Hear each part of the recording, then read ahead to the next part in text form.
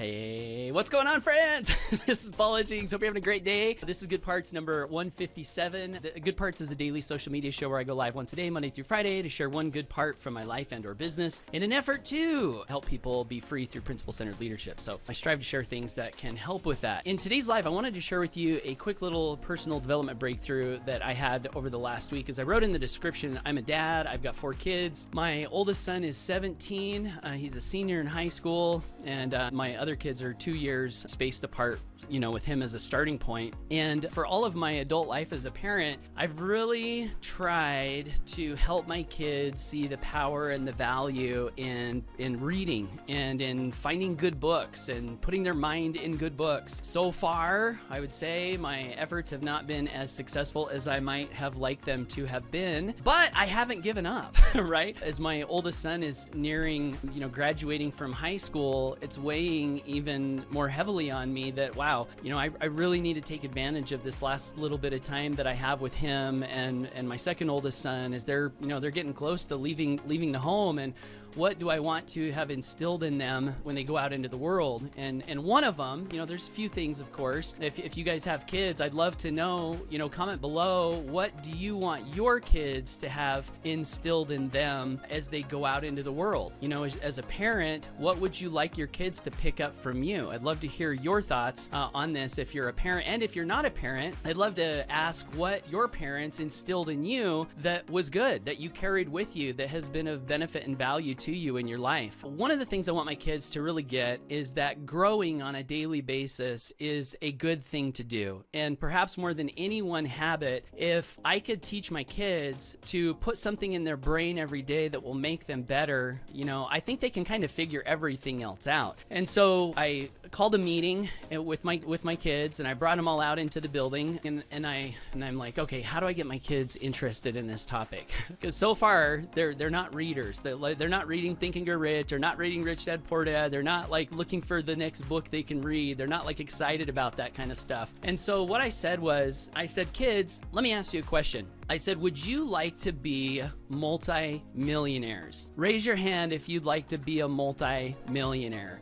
And my son's kind of looked around like, what is this? Some kind of a trick? Is Dad trying to trick us here? I said, okay, come on, it's an easy question. Would you like to be a multimillionaire? And, slowly but surely, all their hands went up. I had 3 of my kids, 3 of my 4 out there. So all their hands went up. Yes, we'd like to be a multimillionaire. So I said, okay, that's the first question. You'd all like to be multimillionaires. Second question is, are there multimillionaires in the world? And yes, they started to answer yes. Okay, so I said, okay, we've established that you'd like to be multimillionaires. There are multimillionaires in the world. So then I said, what is the difference between you and someone who already has multi-millions of dollars? And they thought about it for a second, and they started to throw out, some different answers. One of which was the one that I was looking for, which was knowledge.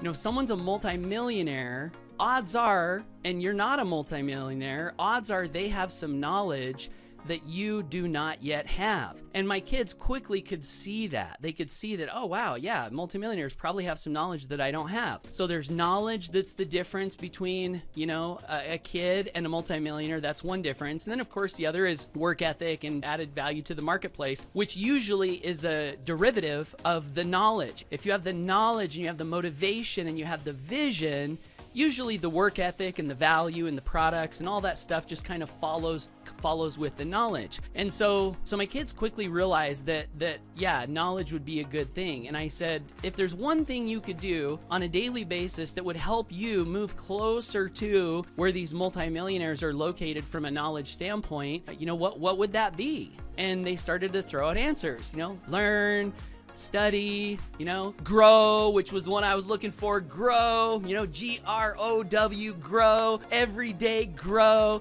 I said, boys, if you can grow every day just a little bit, if every day you can put a little piece of that multimillionaire knowledge in your mind, you don't have to get it all in one day, just get a little bit of it. Monday, little bit of it. Tuesday, little bit of it. Wednesday, little bit of it. Next thing you know, a year's gone by, 5 years have gone by, a decade's gone by, and you'll be blown away by how much of that multimillionaire knowledge you've transferred into your brain. Now, not that money is the be-all, end-all of everything, right? There's other values and skills to acquire in life, not just income generation. However, Jim Rohn said money is something you can count, and also money is something that is easier to get people motivated around. So I thought if I could show my kids that they could, do these great things financially and they can get on this path of growth and read great books, odds are the character development and the spirituality and, a lot of these other things will just kind of fall in place with this one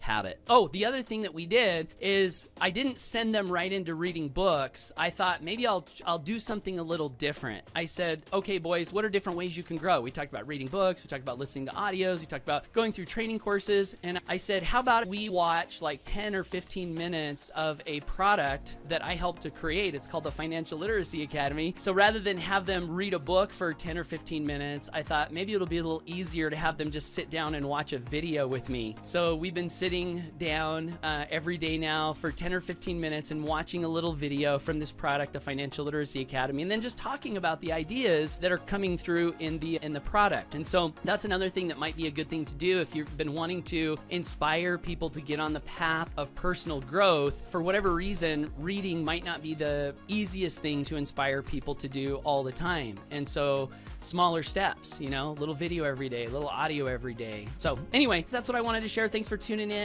My mission, as I mentioned, is to help people be free through principle-centered leadership. If you are in a space where you'd like to be around positive people who pour into you on a daily basis, who help you become better, who are growth-minded, who are goal-oriented, who are working on making the world a better place, and also who are building freedom through very lucrative residual income streams. If you'd like to check out the business model that we created that is perfectly in alignment with all of those things that I just mentioned, I'd love to invite you to visit myfreedomfamily.com. You can learn about the business model that I'm referencing, and you'll also be subscribing to my email list. So if you got value from today's video and want more from me, you can do that by visiting myfreedomfamily.com, subscribing to my email list, checking out that business model, and or subscribing to me in here on social media, wherever it is that you're finding this video. So with that, have a great day. Whatever you do, always go for your dreams, and we'll catch you in the next piece of content. Take care and bye.